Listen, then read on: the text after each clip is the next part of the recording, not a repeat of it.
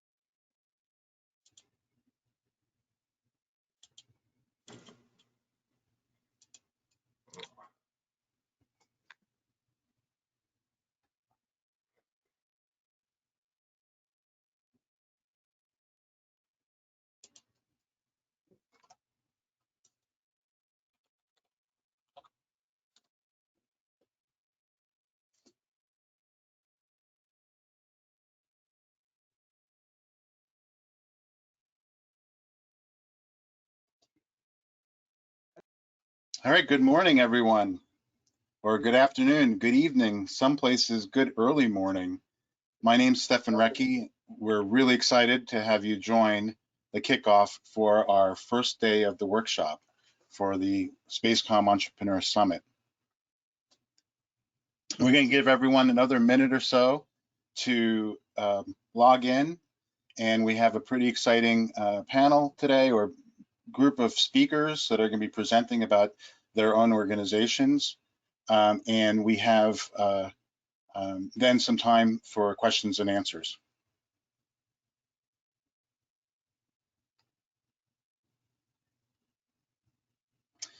So why don't we get started here? Again, my name is Stefan Recke. I'm the Executive Director of GenSpace, and also have the exciting opportunity to continue on working with the Spacecom group to do this Entrepreneur Summit. This is the fourth iteration of the workshop series.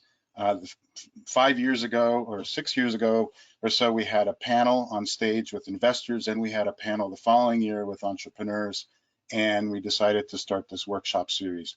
It's pretty exciting to have seen the evolution of the workshop series, starting from just a couple hours to a full day. And unfortunately now, due to COVID-19 pandemic, it's a virtual event, but that has actually led to the growth and expansion of the participation. So we've had a lot of interest from all around the world, and we have, on a total count, 68 competing companies, 106 participants from those companies, ranging from 21 countries. Really exciting international demonstration of space is accessible to all, and hopefully throughout the course of this workshop, you'll have an opportunity to hear from experts, to talk, ask questions, and network. What I strongly suggest is in the chat button, please introduce yourself just quickly without making it too much of a commercial, where you're calling in from, so people know the extent of the reach that we're having today. So on the agenda, and actually, next slide. First, I wanted to specifically call out the workshop sponsor for today is the space agency from Brazil, Agência Espacial Brasileira. Thanks to them, we have this workshop presented to you. In terms of etiquette, I've just put together basically what we're trying to simulate is the ability for you to be in the room together. Because we're not meeting together, I wanted to give everyone the ability to, first of all, hear each other. So when you participate, please choose a quiet location. Please mute yourself unless you're speaking. So what I want to do is give everyone a chance to speak freely. And again, it's as if we're sitting in the same room. So if you have a question, we're not blocking unmuting. Feel free to unmute, interrupt properly or respectfully. Again, I was hoping that everyone would want to turn on their cameras. So feel free to turn on your cameras to show that you are listening. And to, so again, asking a question, unmute yourself, find the proper time. You can also use the chat for questions, and I'll do my best to be monitoring the chat for questions. And again, if you see that a question wasn't answered, feel free to just politely interrupt. And if you're called on to speak, we'll probably do some mimicry, but make sure you unmute yourself if you're going to speak. And just so you know, this webinar will be recorded and it's going to be posted to the group hopefully by the end of today. What I also would like to do is figure out a really exciting way to get feedback. So what we're going to try to do, and I'll work with the SpaceCom team, is to get feedback on each and every session of the workshop, as well as the mentoring experience and the overall experience. So we're all in this together. I think on the next slide, you'll see in terms of agenda, today specifically, we're going to talk about business opportunities in space. I'll spend the next 15 minutes to talk about, at least from my perspective, entrepreneurship and why become a space entrepreneur. And hopefully everyone will be nodding their heads and agreeing with my perspective, or at least I'm open to discussion. And then we have folks from NASA, Maxwell Briggs from NASA. We have Frank Salzgeber from ESA. We have Anil Kumar, Dave from the Italian Space Agency. Now he's at OECD. Then we'll have Gabe Mounts from the Air Force Research Lab, each talking about their respective organization, their perspective on opportunities for business in space. And then we'll have hopefully 20 minutes or so for questions, wrap up, and a preview for tomorrow's workshop. For those of you that have submitted your application in Startup Includer and have any questions, I've been getting questions throughout the time periods over the weekends and whatnot. Feel free to ask me if you have any questions, concerns, or something's not working. But ideally, we're going to leverage all the information that you can put on Startup Includer to consider you for our pitch workshop and competition. So without further ado, let me jump in quickly and spend the next 15 minutes or so talking about why be a space entrepreneur for those of you that are space entrepreneurs. So definitely, if we look in the dictionary and look at what the word entrepreneur means, it's a derivative of a person that organizes and operates a business or businesses that have a financial risk, right? So from my perspective, an entrepreneur is a person who has an idea and pursues a business around that idea. That's my definition of entrepreneur. I know there's a lot of other entrepreneurial definitions, but essentially what I look for when I talk to entrepreneurs are folks that take their ideas and put businesses around them, right? If you're just pulling together ideas, and don't be offended, I'd look at you as a researcher versus an entrepreneur that has actually put together a business or a business model around it. So if we look at different aspects of what entrepreneurs are, entrepreneurs create businesses. They are risk takers by personality, hopefully. They have the opportunity recognition capability, meaning they can look at opportunities and recognize specific areas that they can work on. Ideally, entrepreneurs are leaders, and that's not to say all entrepreneurs have to be leaders. You can be an entrepreneur, but you need to figure out a way to surround yourself or find leaders in your organization to properly function as a business. Entrepreneurs typically are innovators, at least the exciting ones. You can be an entrepreneur and not innovate and just put together what's called a lifestyle business, something that'll generate revenue for you and your family and your income. But I think specifically when it comes to everyone on the call here today, we're all innovators. It's good to be competitive as an entrepreneur, although I would argue that in space, competitiveness has a place, but cooperation has to be reinforced and emphasized. Because space surrounds us, and we'll talk more about the specifics for space entrepreneurship, I think it's ideally important to be collaborative.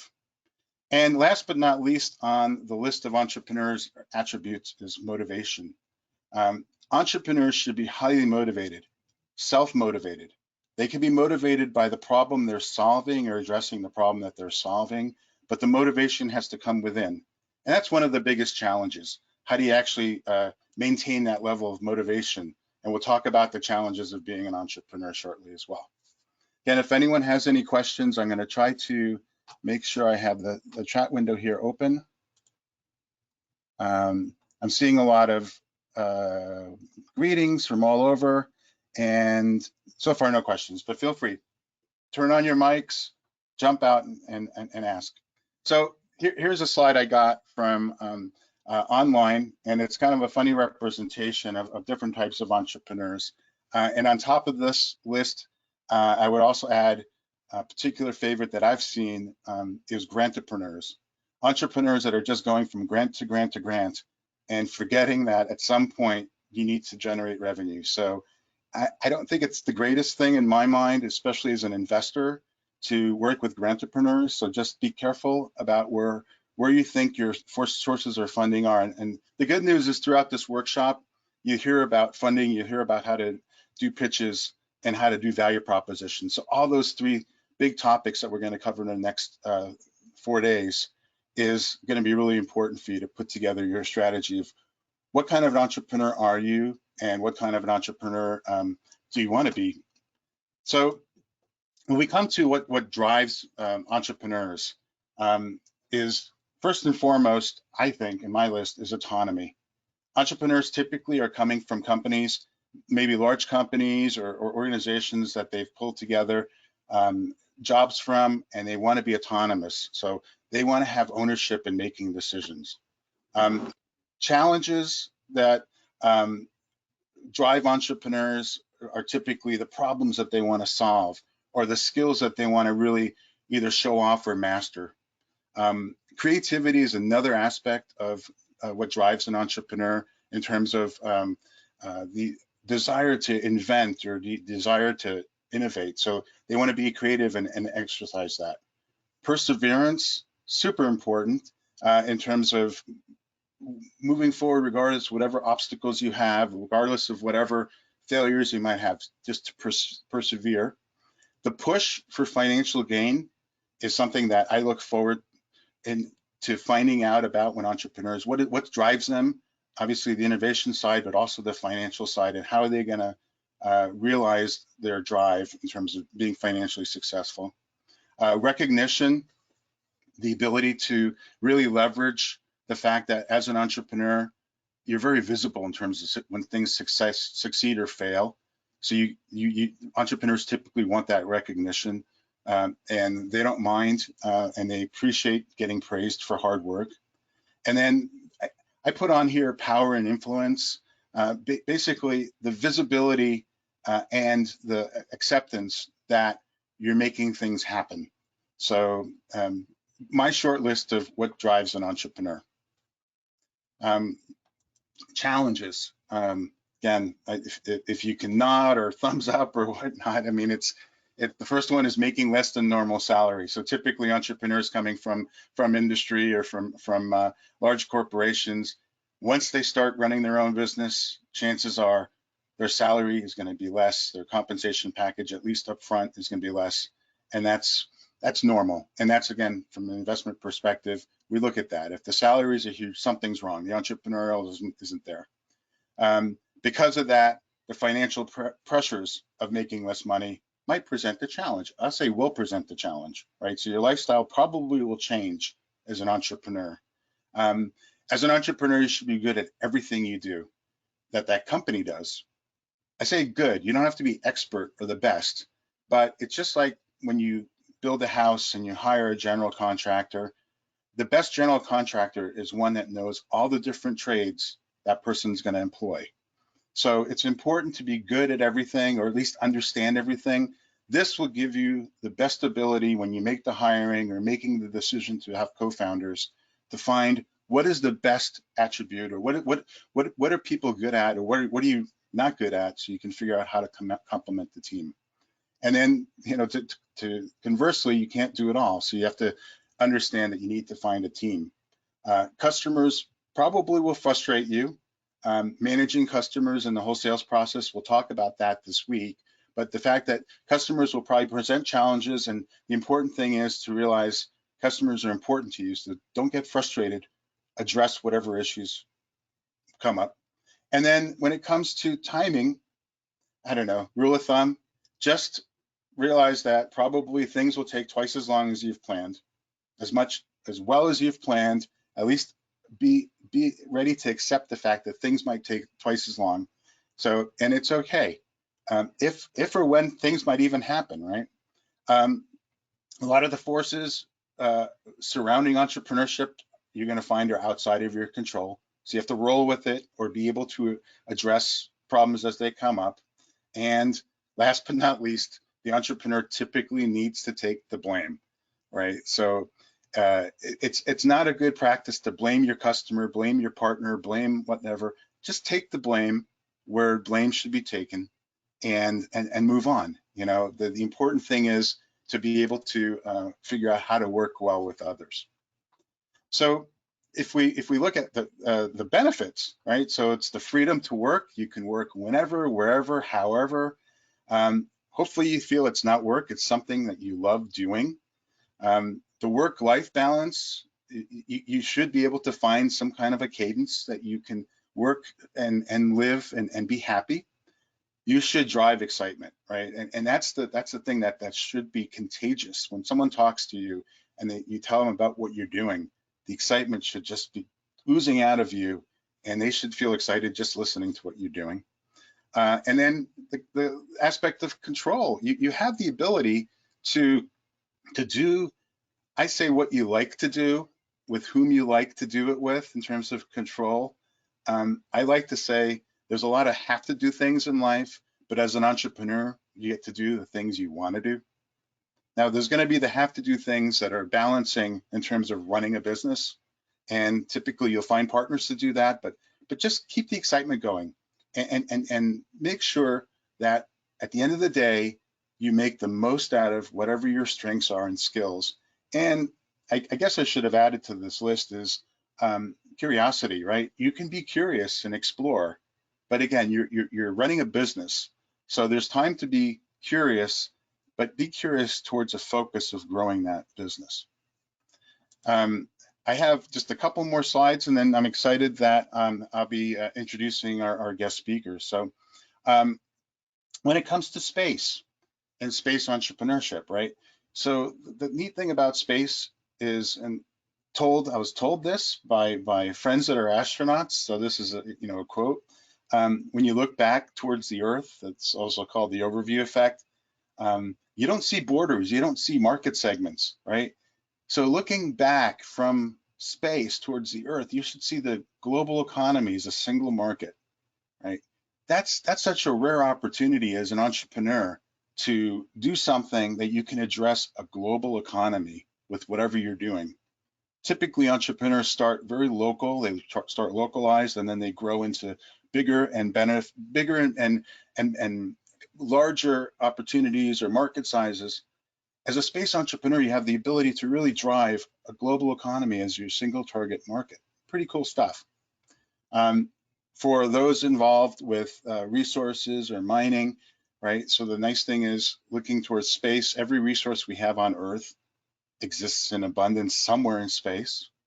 So right now, without wars or any type of legacy claims, at least at this point, you have this limitless opportunity to get this access to resources. And again, the thing to focus on is there really are no borders in space, right? So at least at this point. So what's exciting and important here is international cooperation is key, or collaboration. I know that we're calling this SpaceCom's Entrepreneur Summit Pitch Competition. I'd rather, if there's a cool way to say it, it's the SpaceCom Entrepreneurs Summit Pitch Collaboration. But at the end of the day, we are selecting the best business, right? So I really want to focus on not making you think that you're competitors, right? But you're collaborators. So you're collaborating on a solution that's going to all work together. It's really important to have that collaboration mindset. It's good to be competitive because you also get sparked in terms of innovation and ingenuity. On competition is good. It's healthy. It keeps people in check. It keeps the ball moving forward. But the importance will be to focus on collaboration. So again, through the chats, through the workshops, through the mentoring, where it's going to be smaller groups of people, I strongly encourage you to network with each other. whether you use something like LinkedIn or just, if everyone does too much promotions in the chat, it gets kind of crazy. But please do reach out. I mean, we do have the opportunity for you to network. And for the people that are joining from past Space Comms, this entrepreneur summits, they'll be the first testimonies to say that it's worked. You're really pulling together with 65 other companies globally through this event that probably might be doing the same kind of thing, but the important thing is let's all work together on this. And I see that there's some approvals here from the audience. So my next two slides do not do justice on all the opportunities in space entrepreneurship, and I'm open to discussion on this.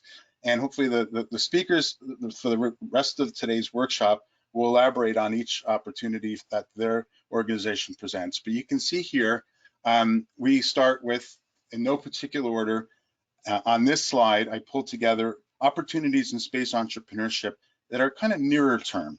So we have 9 here, right? So Earth observation, leveraging existing technology that's up there for whether it's weather prediction, poaching detection, fire detection, environmental concerns.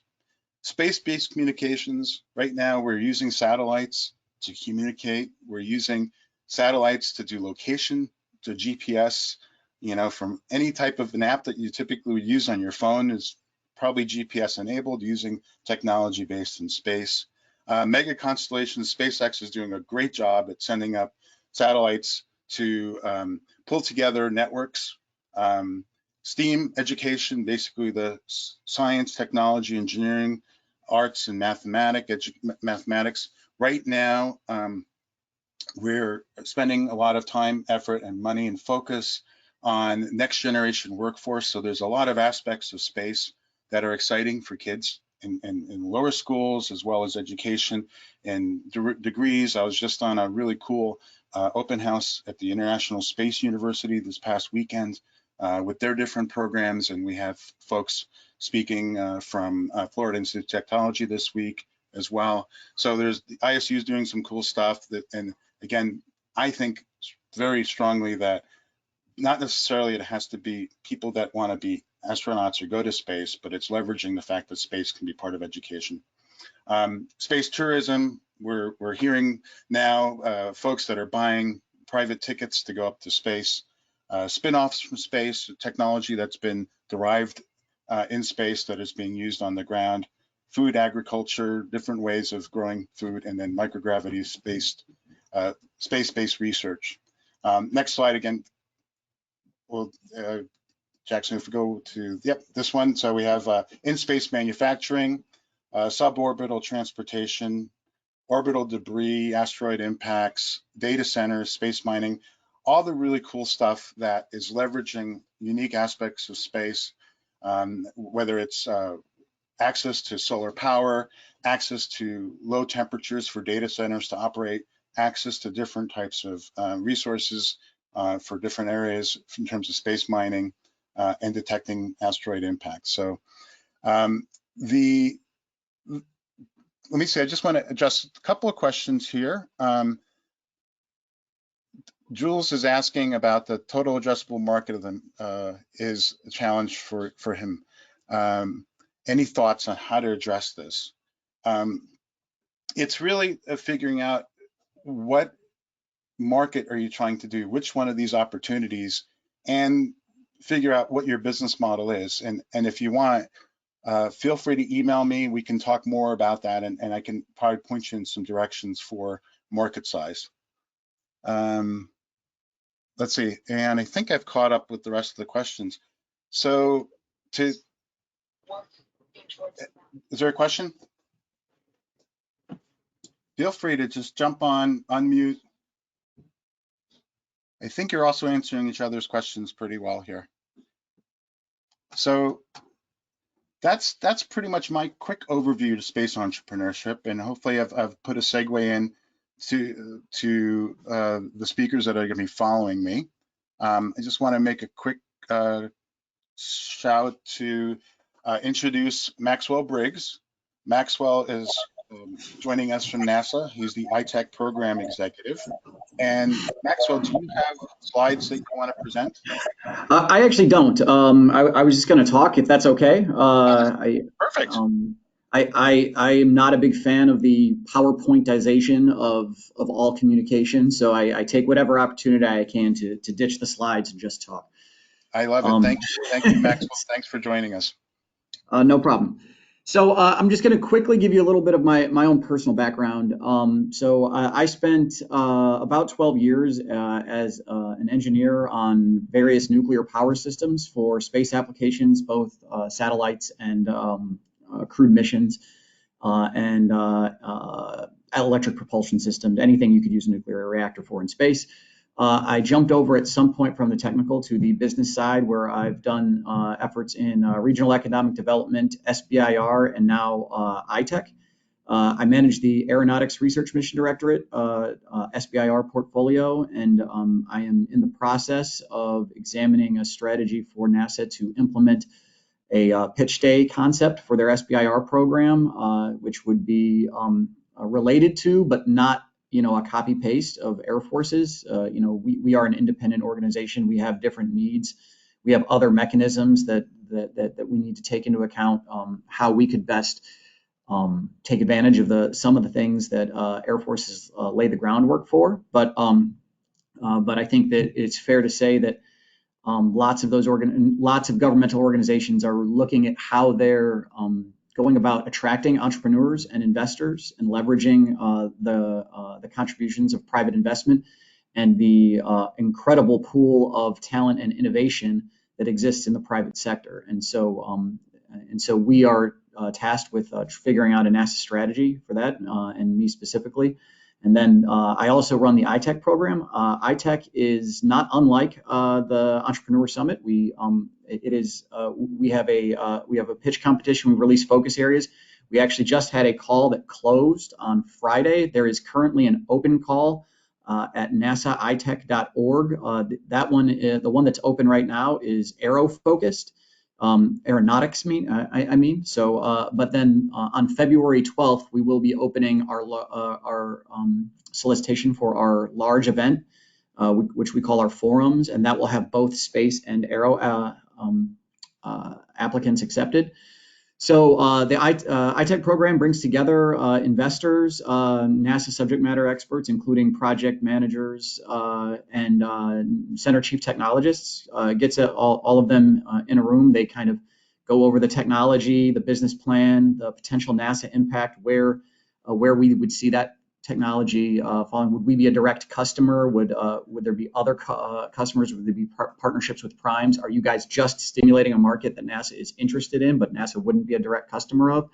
We try to hash all that stuff out in direct interaction. It's a much more personal program than some other programs. It's human to human. It's usually we're virtual now, so it's very different. It's much like this is, and I like the concept you had for the collaboration. It's we get all the entrepreneurs in a room, and all of the conversation, even if it's directed at one entrepreneur, there's a lot of crosstalk there that a lot of people get a lot of value out of, and so it brings together people that aren't typically in a room as part of a NASA contract or a NASA maybe SBIR pitch, and so that's what iTech is. If you guys are interested, go ahead and take a look at it. It is designed to be the ultra low barrier to entry kind of front door to NASA. So if you're an entrepreneur and you either don't think that that SBIR is necessarily, maybe there's too many hurdles, or maybe SBIR forces you to pivot in a direction that isn't directly aligned with your commercial market, you can come and have conversations with NASA and with investors through iTech. We ask no pivot. We want to know what you are doing right now. What is your current plan? We don't ask you to deviate that plan for us. So that's my spiel on what where I came from and what I'm working on now in the way of entrepreneurship. We are also, NASA has not been as big a player as some other governmental agencies in entrepreneurial engagement, and we're looking to become better at that. And as we start to develop that strategy, we're going to need help from investors, companies, members of the ecosystem, founders, to try to figure out, how can we be effective in adding value to that ecosystem, but also gaining value from it.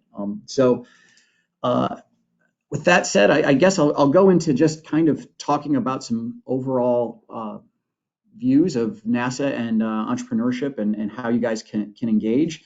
I think that a lot of people, when they think about NASA, they probably think of NASA. I know when I was first looking at working for NASA, I thought of NASA as being an incredibly innovative agency, and in some ways it is, right? We put people on the moon, we put people on Mars, we search for life, we search for answers to questions like, is life pervasive in our solar system? We just haven't found it yet, or is it something that has to that is exceedingly rare, and we have to focus search efforts throughout the galaxy to try to figure out where it could be. And those are all really exciting questions to answer. But in order to accomplish those tasks, once you're in the gate at NASA, I would say that most of what we actually do is burn down technical risk. Astronauts can't die when they go up there. Instruments cannot fail. We are tasked with making sure that the things that we put into space work. And with so much energy put into that and so much effort dedicated to that, we certainly do innovate at some level, but I would argue that we, with all the resources we put towards burning down risk and ensuring mission success, we need help with innovation if we want to stay really on the cutting edge, and we need to tap a large pool of innovators, and that large pool is going to have to come from private sector. There's simply and some of the fact that there's an emerging space economy that's actually coming to fruition gives us a good opportunity. And one of the opportunities that I see personally is NASA has some challenges in that, if sometimes when people are giving DoD contracts, through their maybe SBIR mechanisms, it can be a completely viable business model for you to sell things only to the DoD for the rest of your company's existence and make a ton of money on doing that and be viable and grow. It's not that can't be done with NASA, but it's how many Mars missions are we going to have? How many of any one mission are we doing? It's usually a low number, and so it can be harder for us to sustain companies in perpetuity with our just by the design of our missions. And so the dual use case that is very popular within the DoD, I think it's something that NASA really does want to do. If you have a dual use technology that has a viable commercial market, and you're saying, hey, wait a minute, I'm selling this in the commercial sphere, why isn't NASA using this? We want to know about that. We want to go ahead and use that. But one thing that I think is interesting, a new avenue that we have available to us now, is not being the customer. NASA does not necessarily have to be the customer of a technology in order for that technology or that company to be aligned with our strategic goals or visions. If you guys are enabling a capability that even if NASA isn't the person who buys that capability, NASA's charged with one of our strategic objectives is commercialization of low Earth orbit, for example. So, if you guys are developing technologies that help in the commercialization of low Earth orbit, I never have to sign a contract with you in order for me to say, hey, look, we have funded that company at the seed stage. We knew that an investor was going to pick that up once they burned down this level of technical risk. We handed it over to the investor, and now the investors are going to go ahead and sell that service, I don't know, to telecoms companies or space tourism or whatever it ends up being. So, and those are now, NASA used to be considered mission focused. We have to be the end users. And if we're not the end user of the technology, it's not in our sphere. I don't think that's true anymore. I think that we can collaborate with private space in a way where it's okay for us to provide seed funding, for example, through like a pitch day SBIR mechanism in order to not necessarily line up a contract that we're the purchaser of, but we're simply saying that is something that needs to happen in order for the space economy to develop, and therefore we are interested in funding it. So that's interesting. Like I said, we're going to want to do both. We're going to want to be the customers of some of your technologies, but we're also open to to funding things that are a little more broad in perspective than maybe we've been than have been available to us in the past. So. So if I do want to talk a little bit about mechanisms. So I talked a little bit about, most people are probably familiar with SBIR, and SBIR, as it's currently constructed, is what I would call infusion focused. The desire of our current SBIR program is to get technologies into projects, and that is a perfectly good use of NASA resources. I love the fact that we have a lot of award money going to that. It is probably the easiest way for you to get onto a program of record where a project has solicited a technology, you guys satisfy that risk, and then at the end of your phase 2, you get a phase 3, and that mechanism is familiar and will continue to go on, and that's a really good opportunity for a lot of people. If NASA ends up going towards a pitch day concept where we offer additional things other than our traditional solicitation, then you could see a situation where we have commercialization focused solicitations where we don't where the offer is changing. We want dual use, we want spin in, or we want pure market stimulation. So that would be another potential on ramp. If those concepts end up getting traction within NASA and we have those types of programs. So another way to interface right now easily is through ITEC. ITEC is, as I said before, ultra low barrier to entry, more personal, pitch oriented networking opportunity. There's also other efforts. Science Mission Directorate has opened what they call the Entrepreneurs Call. It's similar in some ways to SBIR construction, but it's very similar to a pitch day. It's a Science Mission Directorate kind of pitch day. It's a funded award. They're planning on doing additional rounds of that. And the Jet Propulsion Lab also has, that program is run in partnership with Starburst, and the Jet Propulsion Lab also has a program that is run with Techstars, an accelerator program, also focused on science objectives. So those are the primary ways that we have right now for people, or in the works, to for people to engage with NASA as a startup or an entrepreneur. But we're also very interested in figuring out from investors,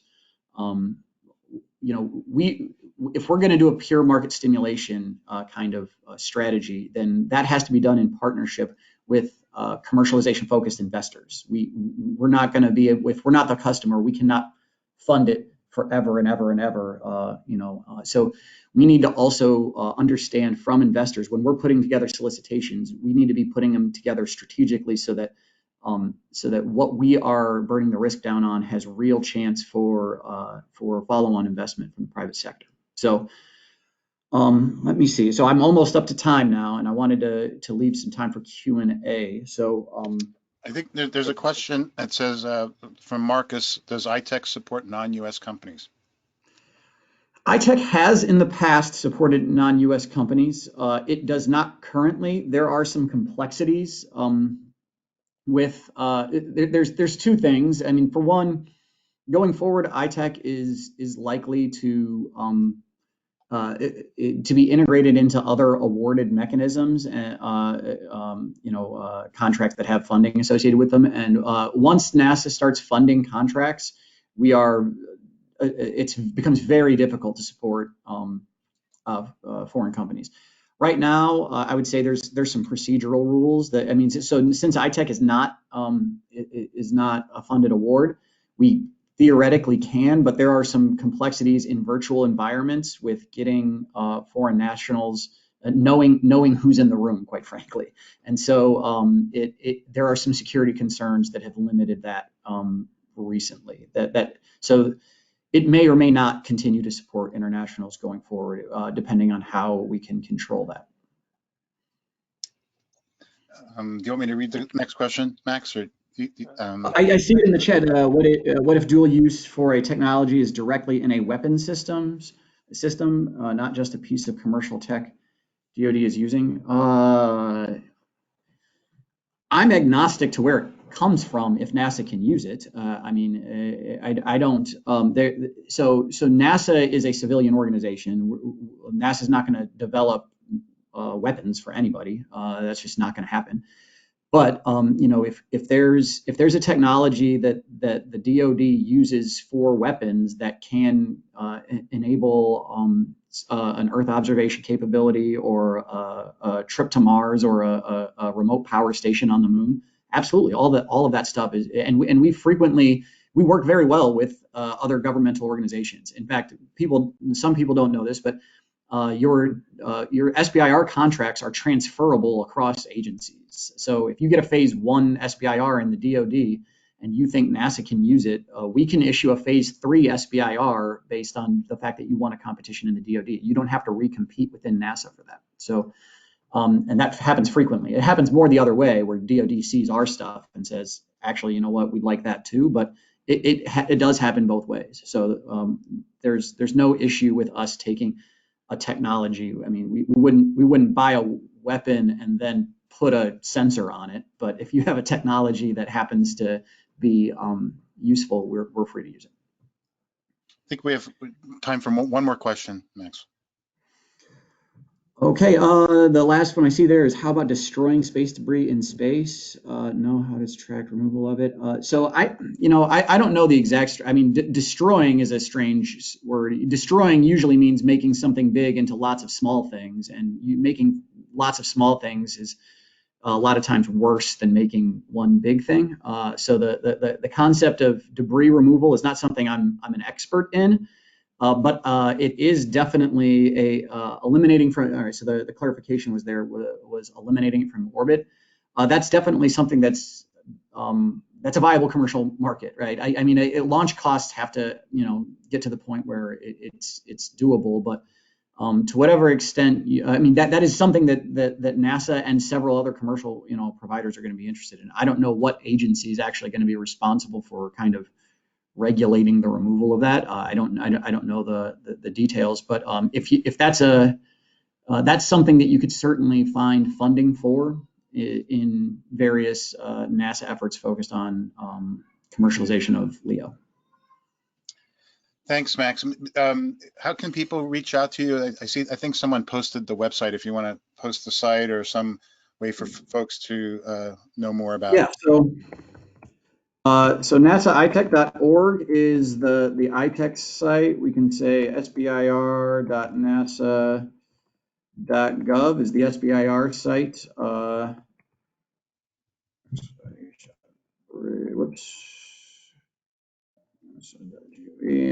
So I've got my email in there.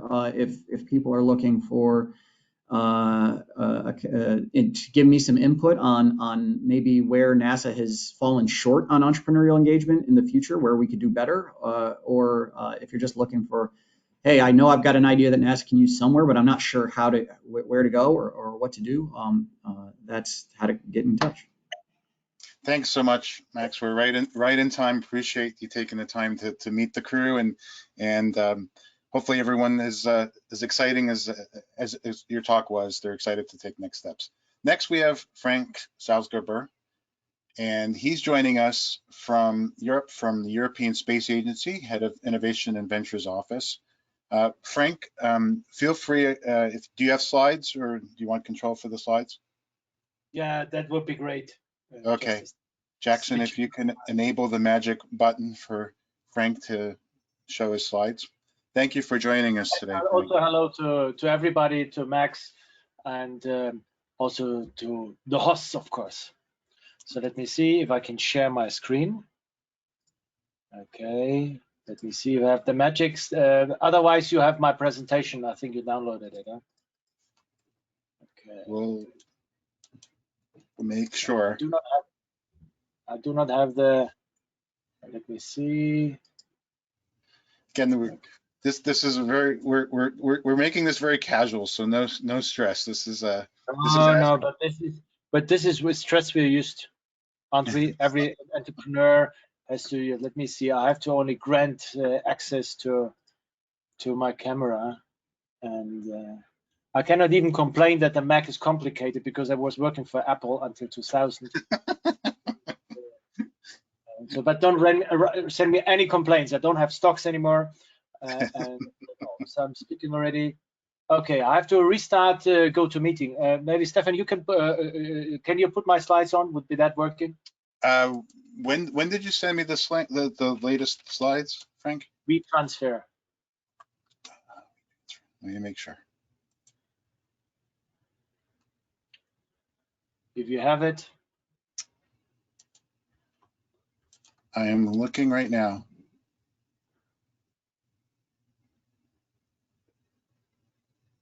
Yes, and I see a lot of colleagues already calling in. If not, I would say you're looking for the slides. It was sent by WeTransfer. If not, I do all the talking in the meantime and just using the time. So my name is Frank Salzgeber. I'm head of innovation and ventures at the European Space Agency. And as I mentioned before, I worked for Apple, had my own startup company, and then later a headhunter was grabbing me and said, you have to become the head of commercial development of human spaceflight. That was 2003, and the first reaction was first that one of my friends makes a big joke, but then I realized that it was real, and so I ended up in the European Space Agency. I started then 3 years later with the tech transfer, and supporting startups is just another way to support entrepreneurship, because it's not pure tech transfer, you create something new. So we tried the setup, what we have chosen over 15 years ago was really to see how we can support entrepreneurs the best way. One lesson learned is we outsource whatever we can outsource. And we looked also to the growth. So I was explaining helping startups, entrepreneurs, the same like raising kids. If you are very young, you need special support. If you come later, you need different support. And if you become growing up, you even need more funding.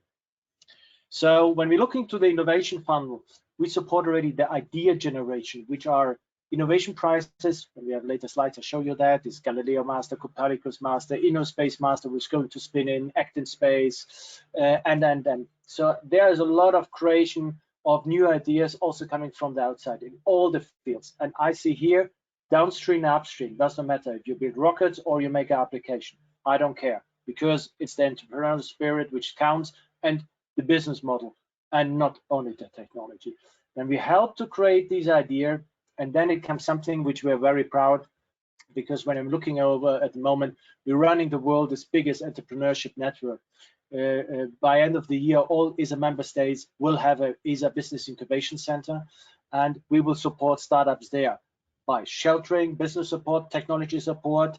We give a little bit money, we chip in between 50K and 250K, not as a grant. We do a procurement contract. The IP stays with the entrepreneurs. So this is where de-risking also, NASA and ESA, we are good in these things. However, a lot of other support like sheltering will leave to the best local partners in the regions.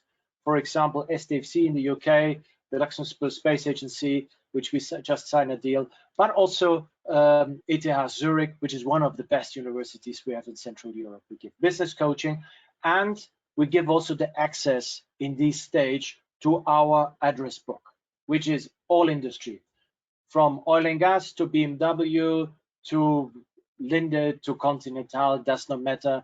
We're working with Amazon. Everything that helps our startups to grow their business is really important. Stefan, did you manage to? I have them, yeah. I'm just trying to, Jackson, can you make me the presenter? I continue talking, and then we will switch to presentations. So under umbrella of Space Solution, we have several products. One is the broker activities, looking for pure tech transfer, the normal stuff from non-space to space and vice versa. On the other thing, we're looking for business application, where we see, okay, perfect, here we go. We go right away to slide number 2. This is what I meant with the innovation funnel. For every growth stage, you need the right tool. And you know that very well when you have a company. You know, first you have to hire people, then you have to look to your R&D, later you have to do the product quality control. So our job is, if we cannot help you in that stage, we have a buddy, a friend, a partner who can help you. Next click, please. This is the umbrella which I said what we're doing. We started already 16 years ago even to work with the VC community, and trust me, that was a hard work to tell space is great. Now I have even one who has invested last year in one of our rocket companies, ESA Aerospace, and that was a funding round of 75 million. And it took us, I think, 13 years to convince even these people. So I think now this is done, but in the beginning, trust me, that was a hard job. This evangelizing of the business angel and the VC community 1.5 decades ago. We still have our investment forum where we bring the people together. The business incubation, I said already, I come to that in a second. And the business application is really for SMEs and companies making products using space capabilities. And then we don't do that alone, we do it via the network. Next 2 clicks, please. So what I said is we are across Europe. We've supported over 1,000 startups. I think we're coming now over 1,000 business cases. And the power is not with ESA. We focus on where ESA is good, but we're relying on the network, which is across Europe. We have the first international partnerships. We're working very close with our Israeli friends, where just the Ilan Ramon Congress was. We're working with Singapore, and I saw one of our Saudi friends also joining from Jeddah or from Riyadh. Hello to my friends there. So I think this is why ESA is built on international cooperation. Therefore, it's a little bit sometimes easier to work also with companies or countries which are not ESA member states. So the power is with the network, and I'll show that in a second. Next click, please. So this is only the partner network of the ESA Big Switzerland. So it takes always the ecosystem and the best people in their country. And this we have by all ESA member states. On top of that, we're working on our alliance with industry supporting the startups. We're working with the European Business Angel Network and help to create a subgroup for space. The European Business Angel Network, our colleagues from NASA, JAXA, Roscosmos for the space part, and the European TT offices. I think it's important that the journey where we want to support the startups, you don't walk alone. So it's always joking, it's the same business model like the Catholic Church, where you have a wide network. However, we try to be more on the Protestant side, that be outsourced in the region and take the power of the region, and we add where we got in. Next click, please. So this is one of the 60 centers which we have in place all over Europe, and with the partnership across, we also want to see that international partnership and working with startups to startups is enabled, because all you listen today, you're on the same basket, in the same boat, and you have similar problems. You have different customers, and this is something which I always was thinking about. Work together. You work on the same eye level. If you work with one of the big corporates, maybe you're the junior, but here you're all playing in the same field, and not all of you are competition. So help each other. We have a saying here in the mountains in Austria, Germany, if you want to have a glass of milk, you don't buy a cow. So you go to the next supermarket and buy a can of milk. Trust me, we have some engineers, they would build an artificial cow. Maybe not the right thing to do. Anyhow, next slide, please. Another one. Another click. So when we're looking to the offer for business application, these are for existing companies working with us. So there we have a call for startups, which is thematic. The business incubation is totally open. It's your pitch, it's your idea, it's your venture. For the business application, we give thematic areas where we chip between 75 for the visibility studies, roughly 75% of the funding that can go to 300, 400, 500,000. And when you really have a customer deploying and showing your solution, it goes up to several millions.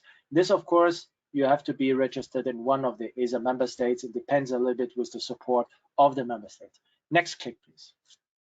One of the examples what we have done were air traffic management. So especially business application, as I said, it goes for downstream application. This is not the tool where we're looking for satellite building. We have other tools for that with a partner department and partner directorates. Next click, please. This is a chart which is very old, but this is and make a screenshot because this is makes you understand how ESA works. So we use the same methods like the technology readiness, like our colleagues from NASA. And our funding programs are based on the TRL levels. One budget is mandatory. All ESA member states have to constitute it by GDPR. And some of the names of the programs may have changed over the time, but the system is the same. We chip in high percentage in the beginning and lower TL. If it goes closer to market, we chip in less. The business application and maybe space solution is a little bit different, but it goes really to the product. But the other program is optional. There you need the support of the member states. So launchers, navigation, space transportation, human spaceflight, they have all programs. So that's very important to understand. Thus, we have different directorates with different funding programs, but it's always based on the TRL levels. I'll come to that later when you're, and I'm happy to connect you with the right people if you have the need, or our incubation center partners will do that. Next slide, please. Important, if you have a registered address in the ESA member states, is our tender website.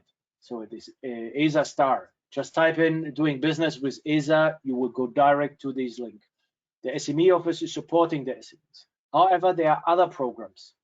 InCubed, which I mentioned, these are the colleagues from Earth observation. They help you really building satellites, satellite for applications, so EO oriented. The Field Lab is more research oriented, goes to AI, artificial intelligence, mathematics, everything which is around Earth observation. Navis, navigation, GNSS, and of course also have a look to the programs of the Commission colleagues and the GSA or OISPA, which they have just renamed. So there are complementary fundings, which are more funding programs, where ESA always have the technology expert. I think that's the big difference. Next slide, please. I'll show you a little bit also where we get our ideas. Galileo Master was one of the idea competition which I mentioned, which is across Europe, but also across the world, which we got a lot of ideas from. Next slide, please. And I'll show you some examples in a second. Act in Space, that's also worldwide. And for all these competitions, it's very important. All the IPR is yours. There's a reason why we don't work also with people like Starbucks, because they take your share. We are the nice uncle having a little bit money in the pocket and the right address book. Who you sell your shares with is your business. But our job is also to protect you in the young stage when you're not maybe an adult yet. So therefore, we do not like when you sign contracts where it's not clear what is your deliverable. So therefore, with Techstars and so on, we're not a big fan of that. Yeah, because I think we make you flying, we make you grow, and then you're in the right position. And if you're bootstrapped, later go to the VC money, then you have value add, because the value add this organization give, you get free of charge from us anyhow. Next slide, please. Some examples. These gentlemen are tracking 80% of all NBA teams in the US. They started from the Galileo Master. They just received another 20K loan. It's one of 100,000 startups. 1,000 startups will support 100,000 startups. That would be great. Yeah, I'm working on that. So, but they're also building their devices for the football teams, but also on the movable objects of BMW. Great organization, great team. Oliver with his colleague. Next slide, please. These people are our heroes at the moment. We supported them when there were 4 boys. They're making an electrical plane. They are over, I think, 700 people now, Lilium Aviation. And I do remember when we had the selection, the people asked us in this jury, one gentleman said, why we should support them. They want to do competition to Airbus. They will never win. And my answer was, if you do not support them, who else does? Our job is to increase their likelihood of success. And this is exactly what we do. Even when we're convinced, or not convinced with your product, you have to win the game. You have to do the show, and you have to be successful. We can only help you to doing that better. Today, they raised over 400 million, and by far, they don't need our help anymore. And that's great to see when kids are growing up. Next slide, please. ESA Aerospace just raised 75 million, building over 100 people, one of the fastest growing startups in Germany. We like that. Of course, there's a competition in that market, and competition is great. As Mr. Bosch said, I don't want to live in an area where I don't have competition. Next slide, please. And this is Clear Space, is a startup company from Switzerland, supported also by the ESA Big Switzerland, where they won a 100 million contract with ESA against Airbus. And I think that's the good news, where also the big agency can help to give a fair share back to the startups and shake a little bit the tree. So we're very proud what they have succeeded, and it's about deorbiting, and I think you know all the case. Next slide, please. There's a little bit of the network, what we have, only part of it. Next slide, please. And that's, I think, is the most important for the funding. And I took only the German ones at the moment. This is only Germany. We learned when you have a good technology, and more important, a great team, a great business model, and a great business plan. Money until 10 million is not the issue. the hard thing will become 25, 50, and if your launcher, you go above 300, of course.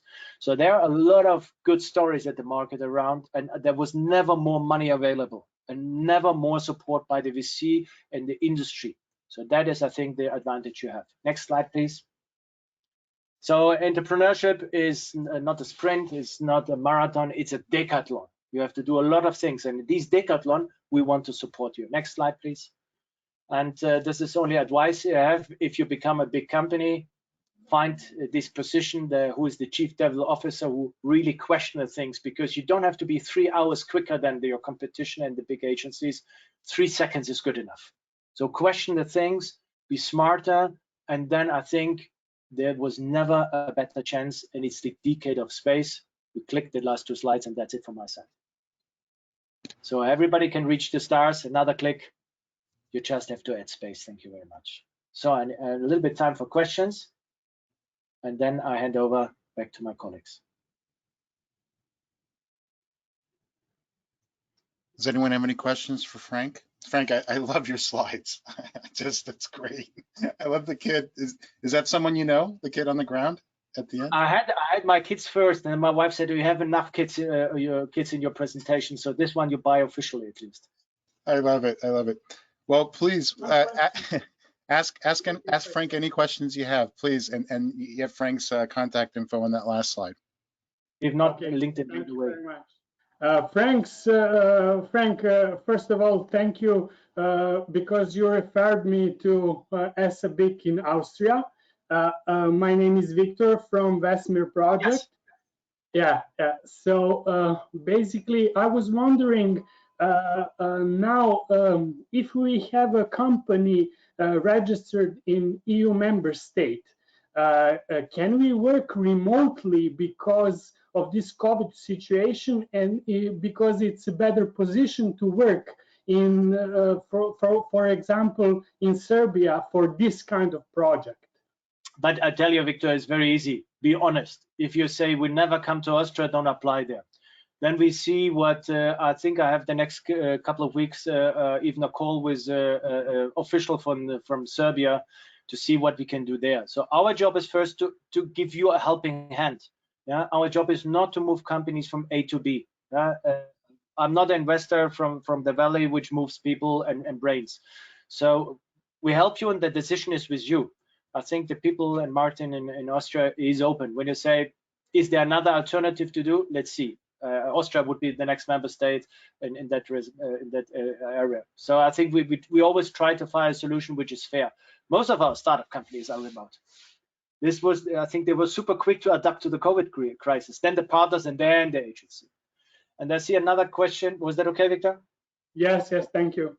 And then with the UK remains an ESA member state, like Switzerland and Norway is an ESA member state. So we are not part of the European Union. We are working with the European Union and working for project with the European, and which is with or commission, better is the word, commission in that respect.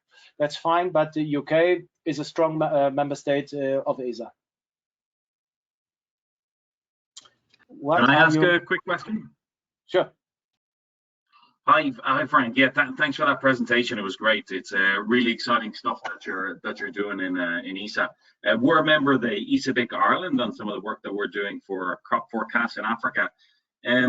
How would, for some of the networks that you have, the companies that are part of your network, to tap into that, should we go via our local network, or we reach out to others? Now, the easiest is you give that work to Tyndall. I said, Tyndall, I need these people for Africa. You say, okay, I just was on a mail with Sansa, the boss of Sansa. So this is something where you have to push first your local host, I would say, then the technical officer of ESA, which I do not know, Ireland, I think it's Matt or Joanna. And if it doesn't work, by the way, it comes also to me. So, but with so many companies, we have about 200, 230 a year. If I only coach half of them, I have nothing left. So, but I still also help that. So this is something which we do from time to time, looking to the companies, looking to the LinkedIn. Why IBAN space? I know Candace knows very well, the head of the Business Angel Network of Africa. We have several countries working in Africa. So I think this is where you have to be active.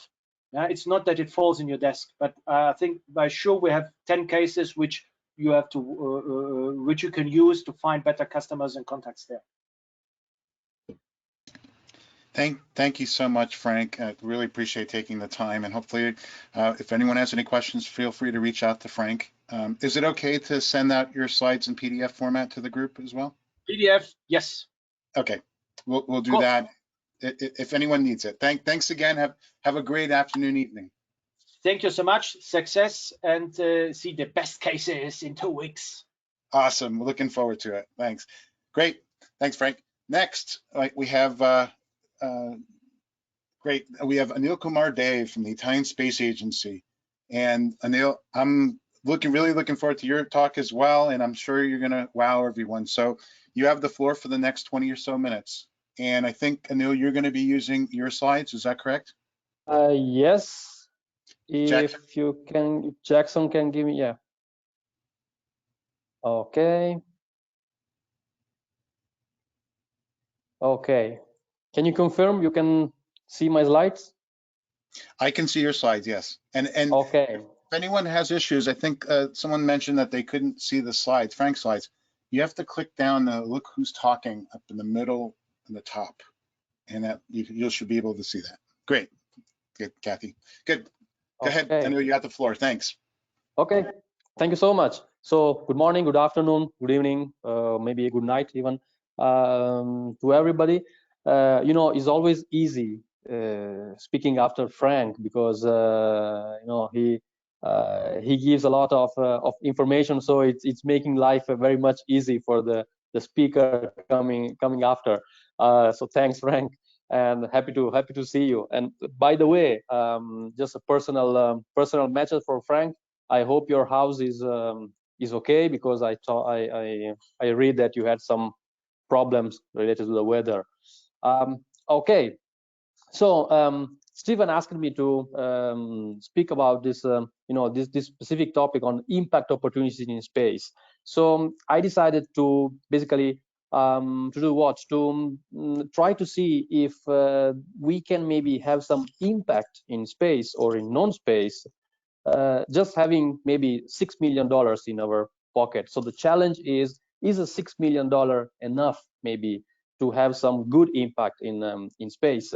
So let me just start with sharing with you if, okay, I guess that we already know somehow this graph, or at least the numbers, the figures are quite impressive, that are growing more and more in the coming years because of space. The interesting part is that these three slides, almost equal, are basically on space, non-space, and most of all, you know, somehow going also towards something that seems or looks far from space, which is digital or definitely not related to space sector. So this is quite interesting in how space is definitely trying and promoting also impact in non-space activities, as we were discussing earlier. So maybe the question is of this 6 million challenge is, how will you make your business grow with 6 million?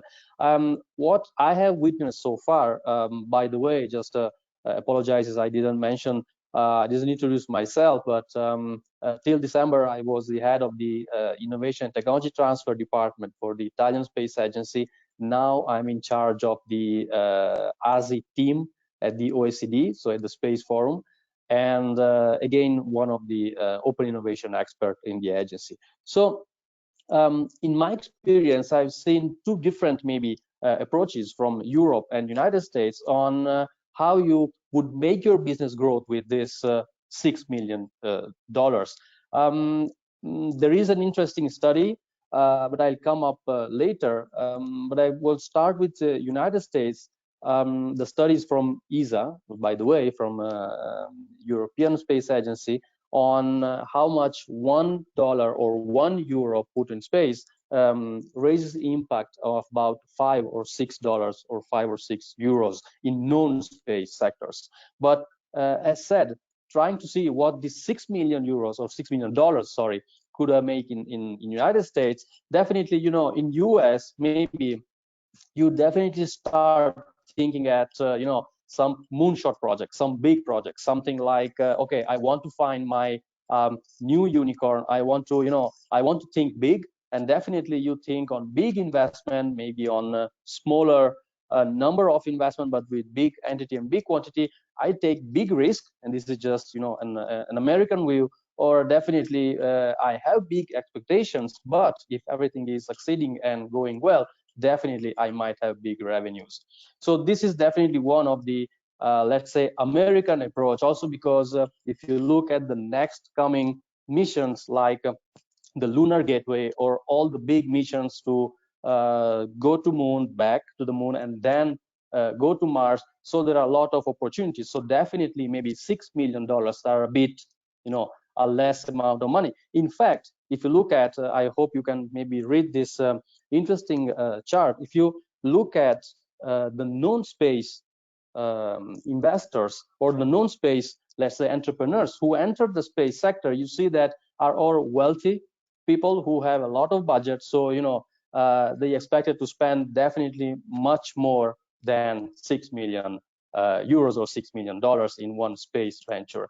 In Europe, the situation is quite different. It's quite different, yes, because we don't have that maybe big potential of risk on investing, and also because the industrial system is quite different. We have some limited number of big actors, but as you know, the backbone of the European economy is based on small and medium enterprises. I'm taking you the case of the Italian industrial space ecosystem that is made of very few large system integrators with a broad and a vast community of small and medium enterprises, all connected through a network of relationships. So we have a relatively small industrial ecosystem composed by 200 plus companies.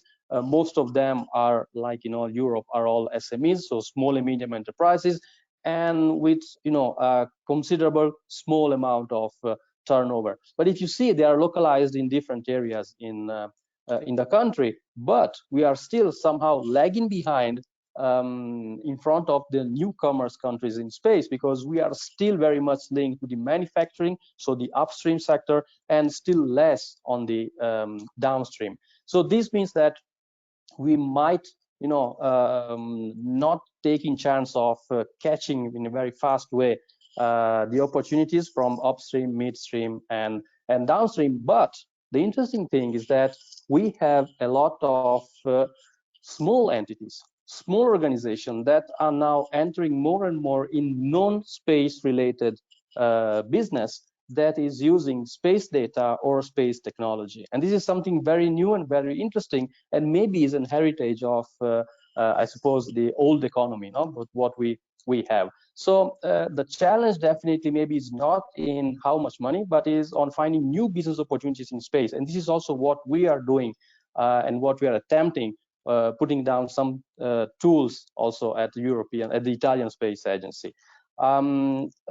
Because what is our mantra is that space is definitely closer than we think, and it can definitely pave the way for new businesses. And with this interpretation, if you just use $6 million just to maybe support a proof of concept or MVP, so just to reach a small prototype or something working, so definitely you can attract more attention from maybe big investors. Of course, size is still a matter, even for non-space companies who wants to enter in the space sector. Those are just some examples of non-space guys who are basically in space, but technology opportunities and technology cross-cutting opportunities are really interesting. If you see how many technologies are coming from space and created some businesses, new businesses in space sector. So from the memory matters form to energy optimization to milk powder and many other even mass market products. This is my favorite one.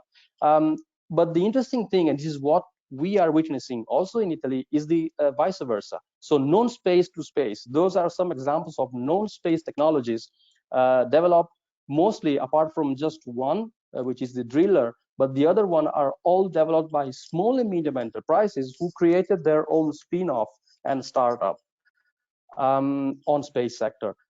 Another interesting thing is the opportunities from data.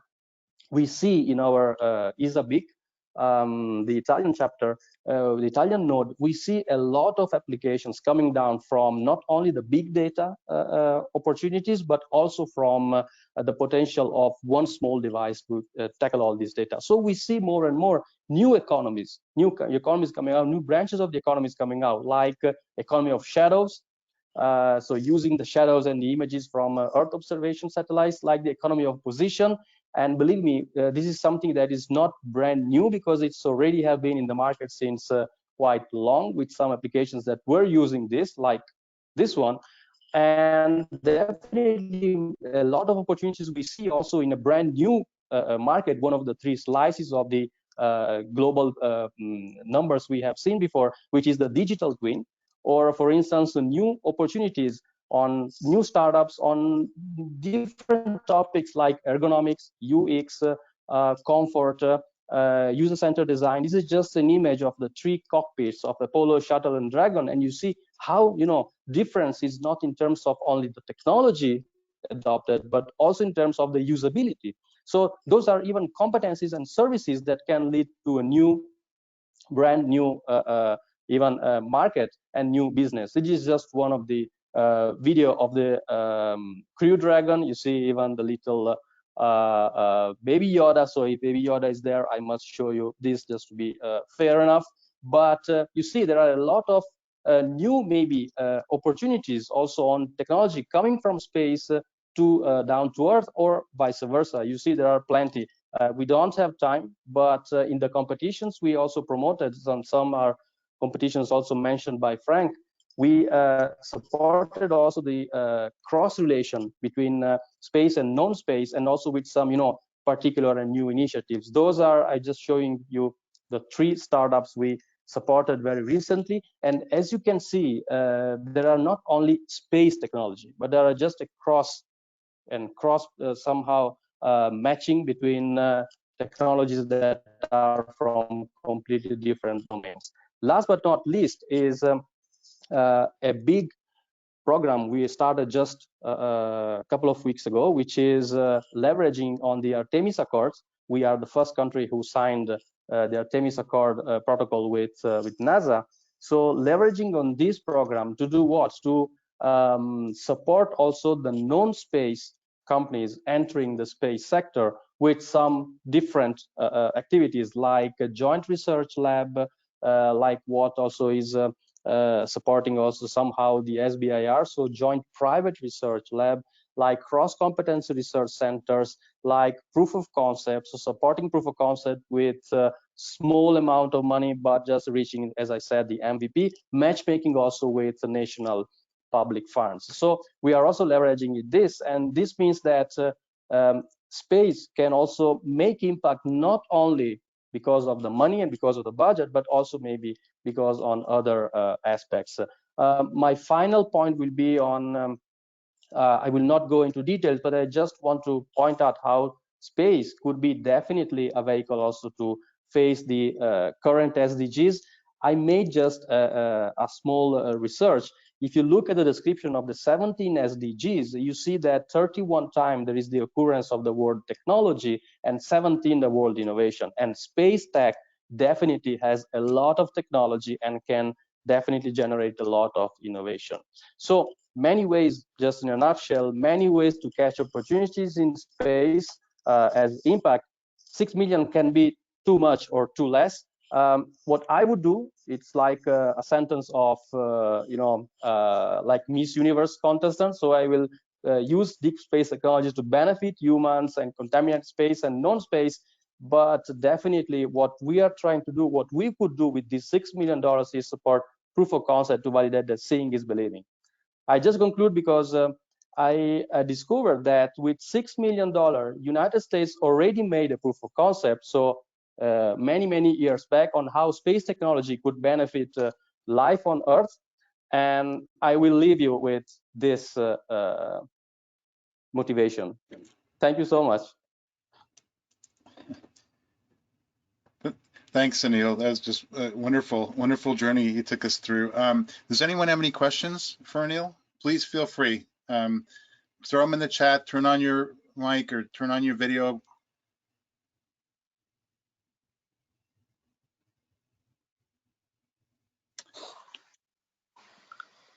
Oh, hey. Hi, Anil. This is Shrikant. Just trying to Hi. know. Oh, hey.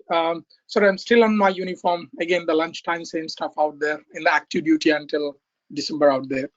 The quick question was that are there any specific programs that Italian Space Agency provides for international companies so that collecting international data, specifically the weather-related or some sort of applications, is there any program that you encourage or you suggest for startups who are willing to work across the globe? Yes, but the distinction is between, if you want to set up operations in Italy, or if you are just somehow a non-Italian-based startup who wants to enjoy maybe some opportunities. And the difference is that in the first case, you can definitely enjoy also the funding, the finance. So we have some programs, public and private. And public means at national level and even at regional level. So we have some even FDI tools to attract, of course, foreign investment. And I'll just give you the example of Nanorex. So the European operations of Nanorex are now based in Italy because of some opportunities there. But even like some other American company like Tyvek International, so is again based in Italy for this reason. If you are a non-Italian startup or company and wants to maybe enjoy the data or other infrastructure, so definitely is open, because we are also like European programs like Copernicus, we are on full open and free mode. So definitely for research you can use that, but once you get the commercial side of the game, so then of course we have to maybe find a deal. But definitely there are options for both of the activities. Of course, if you plan to set up operations in Italy, so there's more, juicy on that. Oh, thank you so much, Anil. That helps. We'll follow You're up welcome. back. Thanks for the question. We have another question. Anil, there's a question about can we get a link for the competition that you mentioned? Sure. I can put it in the. I will put it in the slides. I'll forward you. Or can you just put it in the chat, maybe? Oh, okay. I'll put it in the chat. Okay. So give me just 5 minutes to find out. Perfect. My right. Does anyone else any other questions? Thanks, Anil, so much for joining. And again, hey, Stefan. Hey. Hey, Anil, I just want to say hello. Oh, hey. Last year, Hi, Ted. I don't know if you can see, you wore your Batman tie. And I sent it to my son, and he saw you on the screen, and he wants to say hello. Hi. Hello. What's your son's name, Ted, so we can broadcast him around the world? What's your name? Milan. And if you remember, that's the guy who sent you the space radish, Stefan. Hey, Milan. Anyway, Stefan. Good to see you. Okay. So you are talking about the old one, not the young one. Yeah. I thank you guys. It was great. Great. Thanks. Thank you, Ted. Great. Next so we have Gabe Mounts. And Gabe, do you have slides you want to present? I do. Great. Are you able to control? Jackson, can you give Gabe access to controlling the slides? Thank you for joining us, Gabe. No problems. Hey, everybody. I represent the federal government of the U.S. So I work for, specifically, I work for the Air Force Research Lab in Albuquerque, New Mexico. I'm going to show you, though, a lot of other activities that I'm involved with that are mainly aimed at really the startup community and essentially helping the U.S. Air Force and the U.S. Space Force, mainly the U.S. Space Force now, helping us connect maybe better to the commercial sector than we have in the past. So let me see if I can get this up. That looks good. And bear with me as I move some screens around. Some of you may know about these programs. So bear with me as I try to present some of what's going on here. But let's see. as I try to, okay, I think this looks good. So I'm just going to start the presentation off with sort of a litany of the programs that are currently in existence to help us connect, help us on the government side, federal government side of the US connect to the startup community. So you'll see this listing of programs and activities. I'm not going to go through all of these, but I just wanted to quickly create this snapshot for you so that you can see what is out there. I will probably, or I'm going to focus on mainly what I call the Space Force accelerators, or the portfolio that I actually run out of the Air Force Research Lab. And that's mainly Catalyst Accelerator and Hyperspace Challenge.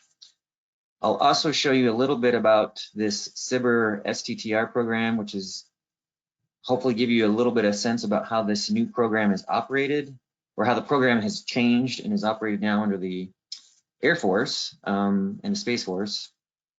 And then I think that's mainly it. I'll give you maybe also some just screenshots of some websites to go and visit to get some more information about that. But you can see that I know this audience has both domestic US companies and also some international companies. Some of these programs are open to the international community, namely some of the accelerators.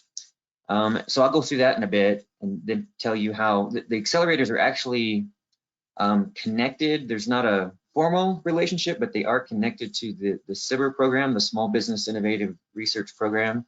So I'll quickly show you that.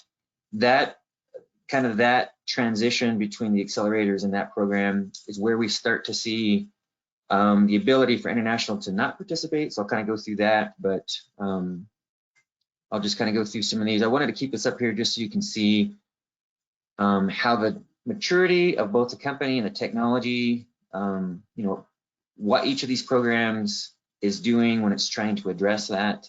It's not a, I'm showing you some pictures under the maturity level, some graphics that don't represent a real hard cutoff. So the point here is just to say, even though I may be telling you, for instance, that the Techstars accelerator is looking for maybe more seedling types of technology, it's not a hard and fast rule, and so the transition of the spectrum is kind of gray. So I wouldn't that's why I didn't want to throw in a number or an actual maturity level or a technology readiness level, because in a sense it doesn't really matter. We take it case by case, but generically this is kind of the company and maturity level of each of these programs, or what we take into each of these programs kind of just varies. And then you see sort of the objective there, and then some of the actual programming models. I'll quickly say, based on what I heard in some of the last speakers, we are working with Techstars. So Techstars runs an accelerator in Los Angeles for us for space. They've also, I think, been involved in the international community for space as well. I think most of you that have worked in the startup community know about Techstars, so you realize that they are an equity investment accelerator. The other ones that I'll talk about are not. We do not take equity. They were actually specifically managed by the government. So we're not really in the business of taking equity through those programs. So let me just go through the accelerator program real quick. In essence, what we're doing is taking this idea of a startup accelerator, taking what exists kind of out in the wild, these commercial business accelerators, and we've tweaked them a bit in order for us as the federal government to kind of bring to bear, at least for the startup community, what are our pain points. So part of what we do is we curate pain points from across the Space Force, the Air Force, the broader US federal government, and we try to construct these 3-month cohorts around them to help us attract companies that might have some basically commercial facing technology, maybe some product solutions that they're really gearing to a commercial market, and determining if there's any military utility towards what they're already perhaps offering. So once we build the cohort, then we invite companies, just like a normal accelerator.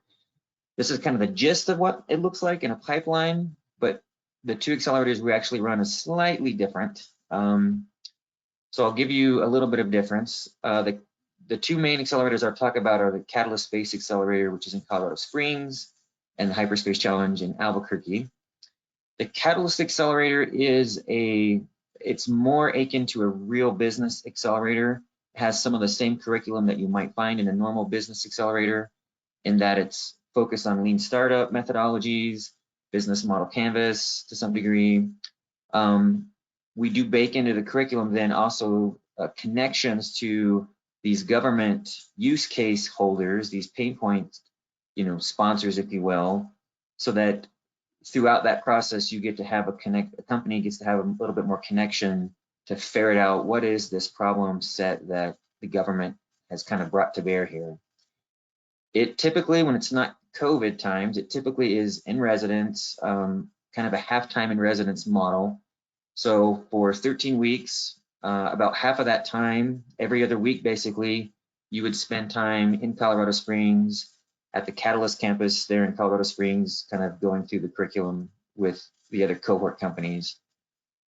And then every other week after that, so every other week on, every other week off, basically. Of course, now in COVID, it's all virtual, but the intent is once everybody can go back into the in-person stuff, we'll get back to that.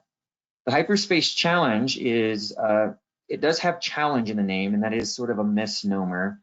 It is more of an accelerator. We consider it, in fact, a hyper accelerator, in that we've kind of stripped out of it the business acceleration piece, and we're really focused on companies that are still startups, but that probably don't need that business acceleration. And what we're really trying to do is focus on the connections to these users within the federal government that have pain points, and really focus all the curriculum on making the connections to those users. So this one is all virtual and has been since we started the curriculum, the program.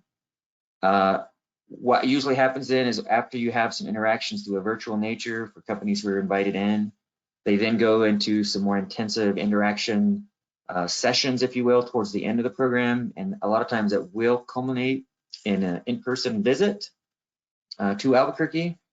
Usually it's a 2 or 3 day set of events that we run to help kind of force those connections. It was all virtual again this last year, and we'll just have to see how that evolves over time. I'm not going to go into the Techstars Accelerator because they have a website you can go to and learn more a little bit about them. But I did want to bring up, we recently piloted this international, on the lower right-hand corner, this International Space Pitch Day, and it was actually an International Space Pitch Day and Accelerator. So companies that were accepted into that program actually also went through a virtual connection mechanism, very much like we have pioneered in our Hyperspace Challenge. In fact, the young officer that built it based on the curriculum, but based on the program that we pioneered here in Albuquerque. So they use sort of that same kind of connection model to help companies intersect with the federal government. I'm keeping these up here as well, just to show you the websites to go to for those. And then I just quickly wanted to talk to you about the SBIR process. So if I can just go back here to show you, on the back end of our accelerator, we don't actually have investment from the federal government per se baked into the accelerators themselves. A few of the accelerators like Hyperspace Challenge do have sort of an incentive prize at the end. We give like a top 3 prize money to, kind of the pitches at the end based on an audience vote of what those pitches, what they thought of those pitches. But it's small dollars, like the maximum prize amount for Hyperspace is $25K.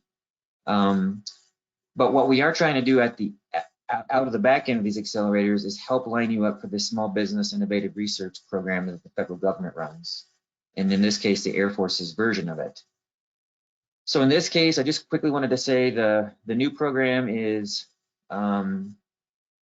geared toward startup companies, really. The phase 1, you basically just provide an application, 5 pages with the 15-page pitch deck.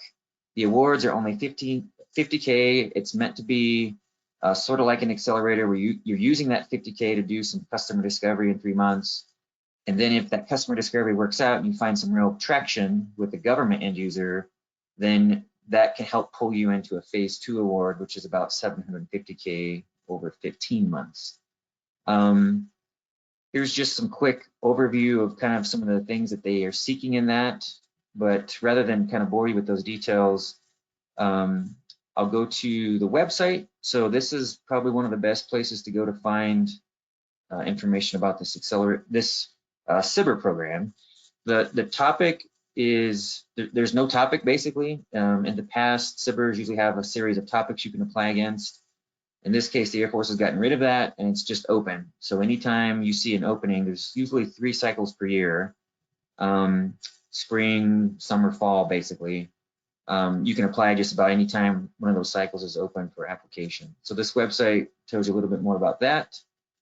If you go to this afworks.af.mil website, you should see something like this. Look under AF Ventures, go to the SBIR Open Topics, and it will pull up kind of that application process.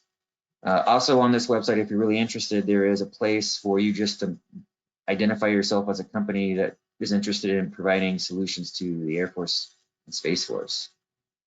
Another quick website for you to look at is airforcetechconnect.org. This is sort of a front door website that takes you to a number of other places where the Air Force and Space Force are doing business with industry. So if you were to go to this homepage, if you looked over here on the right, connect with us, and push that, it would just bring down a listing of other kind of landing pages that describe the other engagement opportunities that the Air Force and Space Force are offering. And then I just quickly wanted to show you a plan for 2021. As I said before, the Small Business Innovative Research has these topics. They're usually numbered by the year and then dot 1, 2, or 3 on the cycle, usually 3 cycles per year. I'm not laying them out. I'm not showing you the exact date because I really don't know what those are, but approximately this is what they look like against the 2021 schedule. And then the plan for some of these other events that I described earlier. The Catalyst Accelerator is twice a year, spring and fall. Hyperspace only happens once in the fall.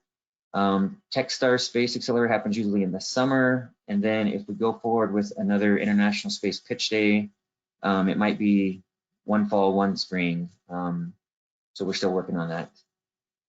And then if you wanted to find out more about each of the individual accelerators, just go to afaccelerators.com. You'll find the ones I described plus some more as opportunities to get your foot in the door. And then I just wanted to quickly bring your attention to the Space Prime initiative. It's another initiative that the government is looking to essentially help prime a commercial market that has implications for space. So they're interested in providing some diverse, sorry about the slides there. We're interested in getting some more diverse engagement here. We're looking right now for, what is the right market segment to prime essentially, and what can we as a DoD do? What does industry think the DoD can do to help unlock some of these markets? And so we're looking for some feedback, mainly around what we're calling smart spacecraft. But as spacecraft become more advanced, we're looking at market segments that might be related to these smart spacecraft that will proliferate. So we're looking for feedback, and here's another website that shows you a market survey that's up and running right now that we're looking for feedback if you have the interest. And I think that's it.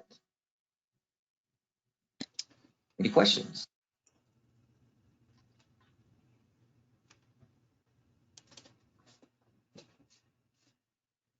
Thanks, Gabe. And any questions for Gabe, please either turn on your mics or turn on your cameras or put them in the link, please, in the chat.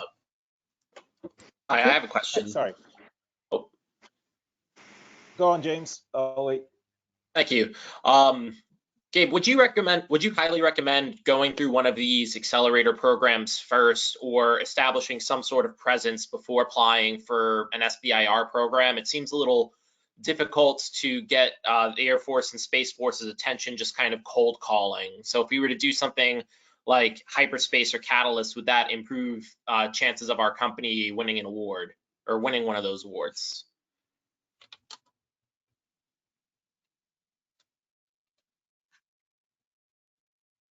Am I unmuted? Or? No, just see. Gabe, are you still on?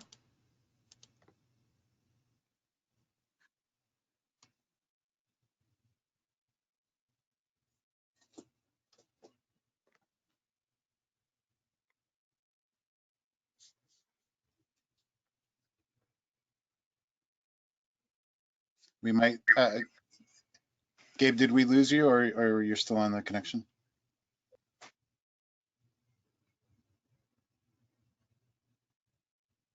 Hey, Jackson, can you check to see if Gabe's on?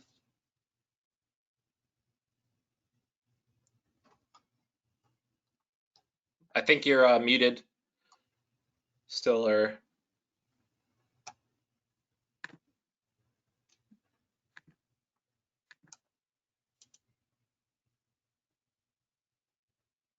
It looks like he's online and unmuted, but I think his mic's just not working. Well, what we can do, James, is we can take your question and make sure that Gabe gets a chance to answer it. Maybe if you want to email me your question, or we'll make sure Gabe gets back to us. All right, thank you very much. Sure. Just as a back to support that question and answer, we were a company that went through Catalyst Space Accelerator program, and then we also got our phase 2 SBIR. I know you would wait for Gabe's answer, but we wanted to be very thankful because that program actually transformed our company, got an opportunity to interact with Air Force customers. So I would highly recommend you to watch on for the topics, because every accelerator is focused on some sort of items, specific focus areas. If your solution is in one of those focus areas, I would highly encourage you to apply for them, and that would open doors for many opportunities. That's definitely a great program, and that really built our company. Thank you, Srikant. That for answer from experience is always the most useful too. So thank you very much. That's good to hear. Oh, absolutely. Great, and thanks, Srikant, for jumping in. So I guess if that didn't answer your question, feel free to reach out. And what I just put in the chat here is we're going to send out PDFs of all the slides. So you'll be able to contact the speakers as well with specific questions. So great. Well, thanks, Gabe. If you can hear us, thank you again for taking the time, and thank you as well for the other speakers. Oh, I think Gabe just tried logging in again. Hey guys, sorry about that. Can you hear me? Yes, we can. Thanks. Did you hear the question, Gabe? No, my computer shut down. Okay. Feel free, whoever had the question, to jump in again. Yeah, it was just a quick one, Gabe. If the Catalyst or Hyperspace Accelerator programs would be a really good idea to do before applying for SBIRs to increase our visibility and kind of increase our chances of winning one of those awards. And I think I got an informative answer from someone with experience with that in the audience, but yeah, if you want to chime in too. Definitely, it can be helpful. We are careful to say that it's not the only route to get a SBIR award. The SBIRs are open, right? Completely open. You can apply at any time. It just so happens that the way we've baked our curriculum, that it can be helpful if you do come through one of the accelerators, but it's not required. We've also seen companies not come through the accelerator that have also won awards, just to be clear. But we also try to make sure that if you are in one of the accelerators, you're getting connected to the end users that I described, and that can be helpful too. All right, thank you. Not to extend my question unfairly, but kind of to add on to that, for even applying to phase 1, would it be useful to go in with an end user in mind, kind of in your application, not just a topic, but like a specific person in a department, or if that's really something that you would wait for a phase 2 or beyond with? I would say that the way the folks at the AFWorks is sort of this innovation office that the Air Force has stood up to manage all this. And I guess technically, the phase 1 is to be used to find those customers. But I will say, if you already have one in mind and that you're already working with, that can be helpful going into just the phase 1 as well. Okay, thank you so much. Hi, Gabe. Thanks so much for your presentation. I know we're about to run out of time, so I'll keep it very quickly. I'm Zubi with Think and Zoom. We focus on brain control solutions so people can have hands-free use of their devices. You were going over, I think it was 50K for customer discovery and development. And, there was a ton of information on your slides. But please, do you recall that, and can you please elaborate more on that? Yeah, the 50K award is the phase one. If you get awarded a contract with the government under that phase one, you get 50K, and it's mainly geared towards helping you do customer discovery. The AFWorks guys that run that program have also tried to pair with it events. Basically, you become part of their distro list, and they invite you to these events. They used to be in person, now virtual, where they line up also a bunch of defense users, and the whole intent there is to try to create some collision opportunities for you to find some of the customers through that process. Okay, and so these are defense or DoD related customers? Yes. Okay, all right, thanks so much for the clarification. Gates, I just wanted to thank you for your leadership. We went through all the programs like Catalyst Accelerator, got a phase 2 SBIR, and we really know how you impact those organizations. Just want to say thank you for what you did. My pleasure. Appreciate that. Hey, thanks, Gabe, again for taking the time. I'm glad you were able to join back again. So have a great day, and feel free to participate in the rest of the workshop. And I know that we have folks from your team involved as judges, mentors, and it's just pretty exciting, pretty great visibility. So thank you for that. And yeah, thanks, Stephen. Great. Next on, we have about 15 minutes left on the 2-hour slot for today's workshop. So I just wanted to, in a great segue, thank all the judges and mentors that are volunteering their time, that are spending the time to either present, judge, or mentor. Next week is Mentor Week. And then the next slide talks about what we're actually looking for. So again, just to remind you that we're going to be open for discussion here. If anyone has any questions for maybe either the folks that have stayed on for the speakers, but feel free to reach out to them as well.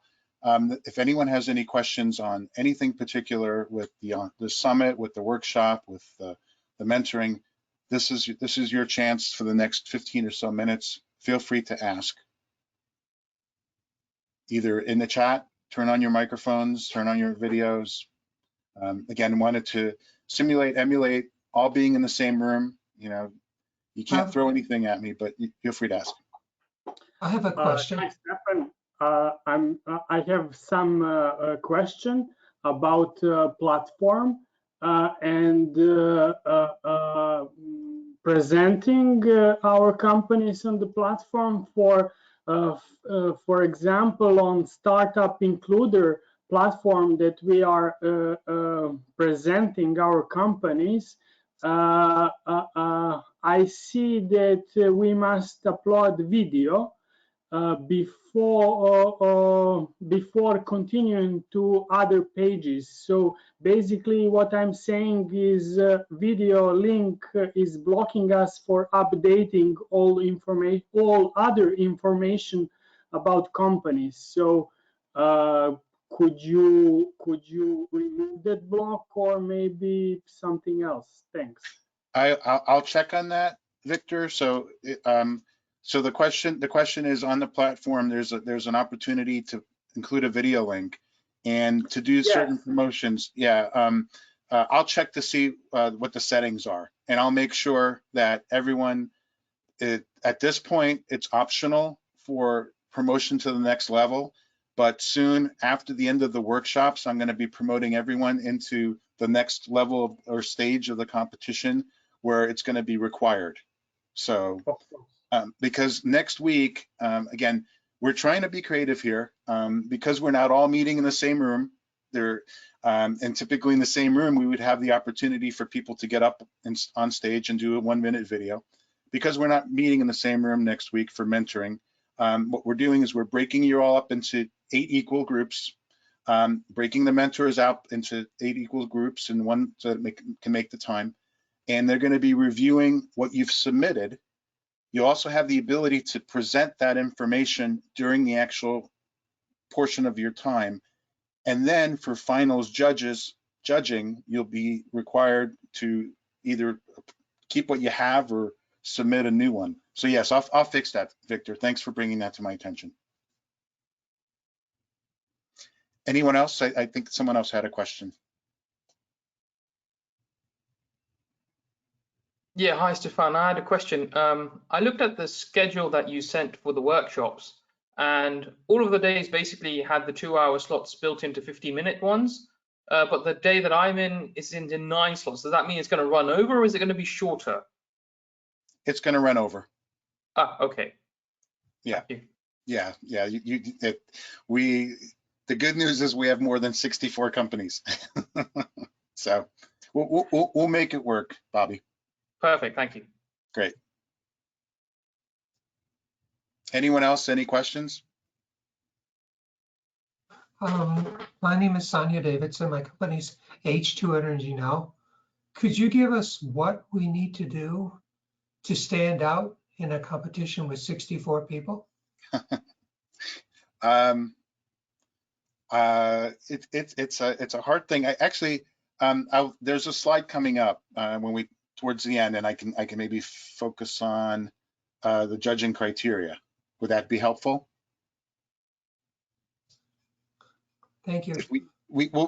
I'll share with you what the judges are being asked to evaluate you on. And again, that's a great question. Throughout the remainder of the workshop, please feel free to either ask the question if it's not been answered for the different topics, and then also for mentoring, right? So next week during your mentoring session, ask the people that are giving you the advice or mentoring you, what advice would they give you to stand out?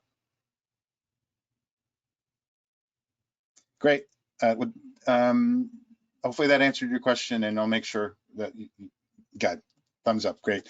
There's a question from Marcus about applying as a consortium.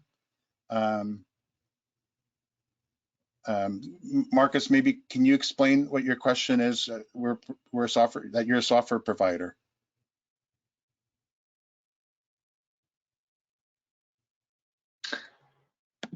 Yeah, hello. Pleasure to meet you, everyone. Yeah, we were thinking of if we could apply as a consortium, since we are a software provider partnering with hardware satellite partners. Do you need any specification on that? I think, and Michael Mealing's answering as well. If you can figure out the rest of your pieces, right? So if you fill out a business model canvas and can identify whether it's partners or customers, that would help the judges evaluate the viability of your business. So if you're saying because you're relying on other pieces and partnering with other providers for the hardware side, for example, yeah, absolutely. But be clear about what your mission is for your company, what your business model is, and if there's a risk or whatnot, or if there's traction that you can demonstrate, that's all the better. Awesome. Great. Thank you so much. Thanks, Michael. Great. Well, let's just quickly go through on the next. Anyone else have any questions? Again, we have. It's your time. If it's all the same, I have one more quick question. Sure, we can hear you. All right. Yeah. Sorry. I just thought someone else was talking first. Have judges and/or mentors already kind of started reviewing all this material and forming soft opinions, or is the judging going into the actual final phase of the competition going to be done on like a clean slate, as unbiased as possible with regards to the video and materials that was previously submitted? That's a great question. So the question basically is asking, if I understand correctly, are people already making preconceived selections? And no. The rules and the rules of engagement for the judges are to be fair, to be open-minded, that because some judges are mentoring, they're given access to your profiles right now, so they're not coming in cold with the mentoring next week. But no, so the judging will happen after the submission of your final video, when it's on February 12th, and you'll be able to pretty much lock everything in and the judging will start with a clean slate.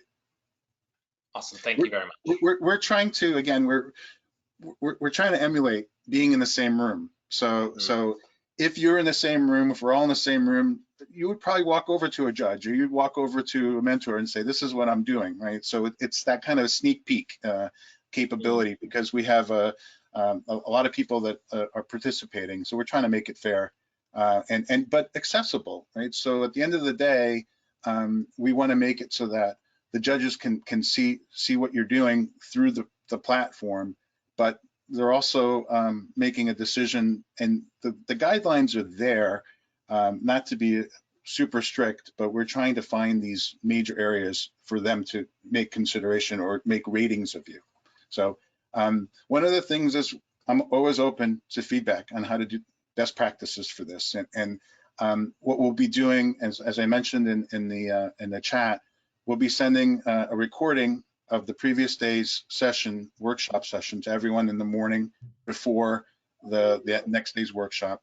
But we'll also be gathering feedback. So if there's a better way to do this, I'm happier to do it. But I think by giving people a sneak peek, at least they know what's going on. There are also people that have signed up for SES to be just observers. So they're just excited to look at all the opportunities for business in space. Excellent. Appreciate your your openness. Thank you. Absolutely, and that's what it is. Gonzalo, just a question. Did you have a question, Gonzalo? Yeah, I do. After listening to today's 2 hours, I went back to my idea, and I'm like, should I change it right now, or should I wait for the first feedback, or should I get in panic, or what?